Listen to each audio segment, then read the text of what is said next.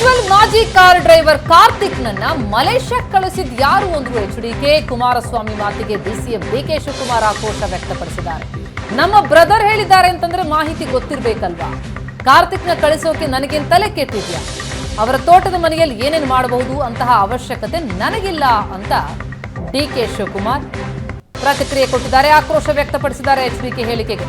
ಹಾಗಿದ್ರೆ ಎಚ್ಡಿಕೆ ಹೇಳಿದ್ದೇನು, ಅದಕ್ಕೆ ಡಿಕೆಶಿ ಆಕ್ರೋಶದ ನುಡಿಗಳೇನು ಕೇಳಿ.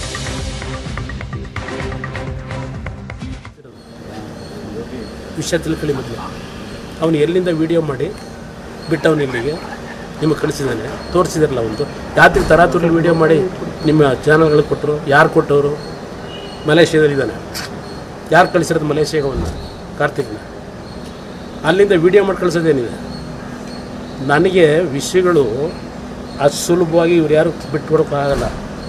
ಅಷ್ಟು ಸುಲಭವಾಗಿ ನಮ್ಮನ್ನು ಕೆಣಕವ್ರೆ, ನನ್ನನ್ನು ಕೆಣಕವ್ರೆ.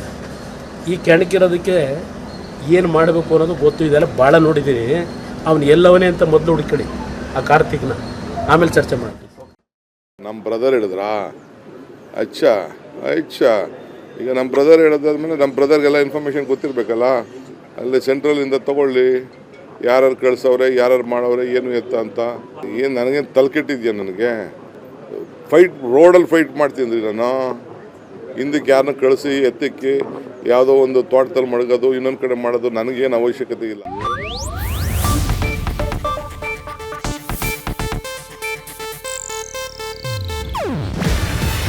ಇದು ಏಷ್ಯಾನೆಟ್ ನ್ಯೂಸ್ ನೆಟ್ವರ್ಕ್ ಪ್ರಸ್ತುತಿ.